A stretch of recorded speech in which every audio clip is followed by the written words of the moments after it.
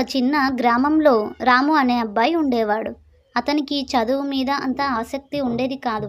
ఇవన్నీ ఎందుకు, జీవితంలో ఏదో ఒకటి అవుతుందిలే అని అనుకుని రోజంతా చదువు పక్కన పెట్టి అలా ఆడుకుంటూ ఉండేవాడు. ఒకరోజు గ్రామానికి ఒక వృద్ధుడు వచ్చాడు. ఆయన దగ్గర ఒక చిన్న సంచి ఉంది. పిల్లలందరూ చుట్టూ చేరారు. రాము అడిగాడు, తాతయ్య, మీ సంచిలో ఏముంది అని.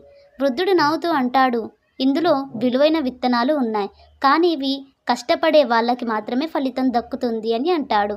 అది విన్న పిల్లలందరూ వెళ్ళిపోయారు. కానీ రాము మాత్రం ఆ విత్తనాలు తీసుకొని ప్రతిరోజు నీళ్లు పోసి చూసుకుంటూ ఉంటాడు.